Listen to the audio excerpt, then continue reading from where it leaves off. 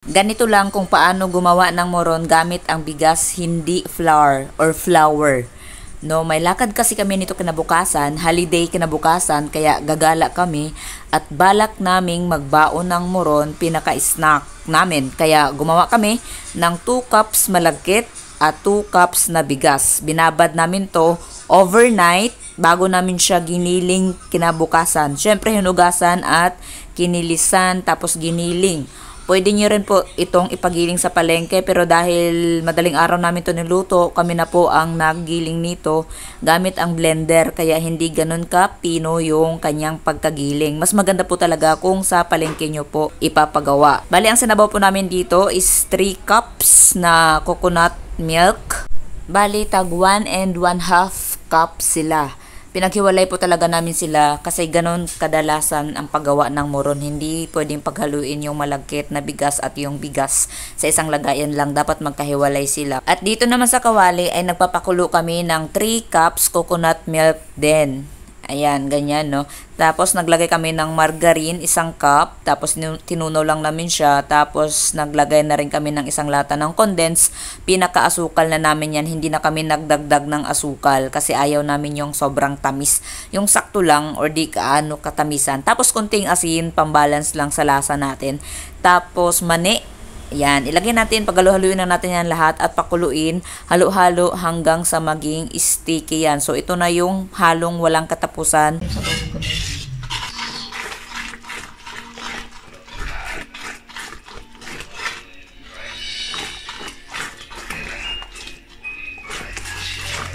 Kung makikita nyo, sticky na yung mixture natin. Kaya nilagay na namin paunti-unti yung giniling na bigas. Inuna namin yung giniling na bigas para hindi ganun kalagkit agad yung hinahalo namin. Kasi bibigat talaga to, as in masakit yung braso.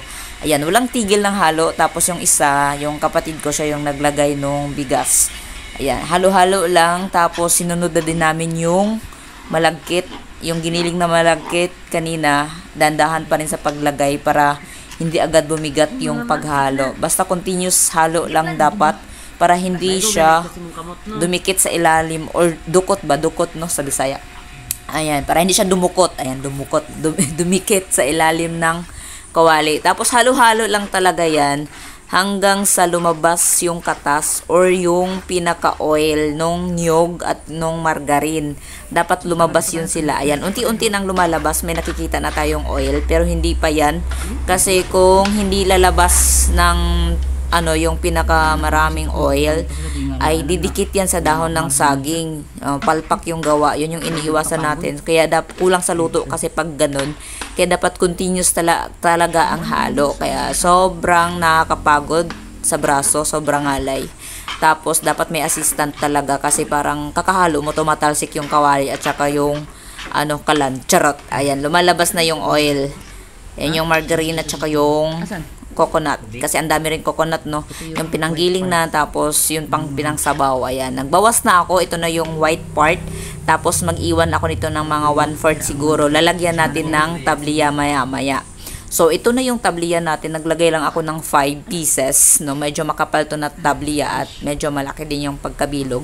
5 lang kasi nga, pangkain lang naman namin to. 2 cups, 4 cups lahat lang naman siya, kalahating kilo, no? Ng ating bigas, kaya 5 lang. Tapos halo-halo pa rin yan hanggang sa tunaw na yung ating tabliya. Pero dapat yung heat niya or yung apoy dapat mahina lang, low lang, kasi nga nagiging dukot, no? Dukot yung ano ba yung dukot sa Tagalog? Basta yun, magiging tutong, ayun, naalala ko na, tutong, magiging tutong yan, kaya dapat sobrang hina lang ng apoy. At pagkatapos nito, ito na yung pinaka-finished product nung luto natin. Ayan, ang dami niyang oil, no?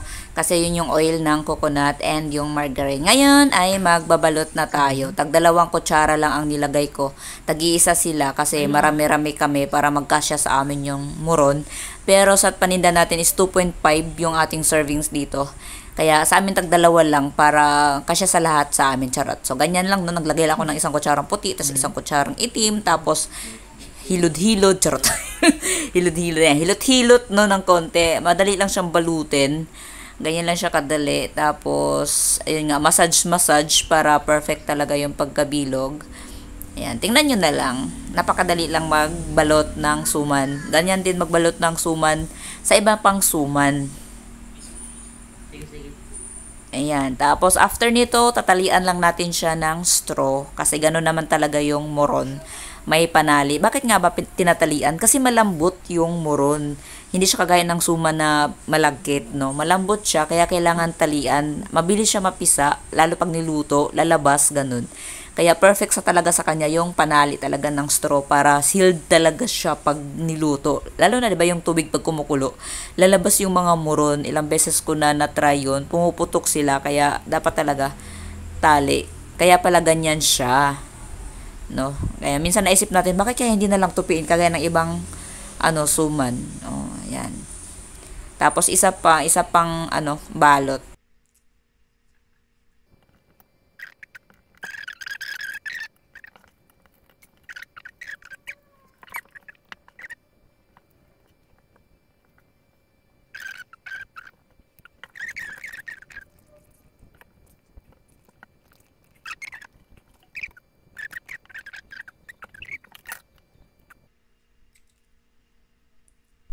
Ayan, ganyan yung itsura niya. Ang cute, no? Ang ganda. Tapos, ito na yung pinaka nagawa natin lahat.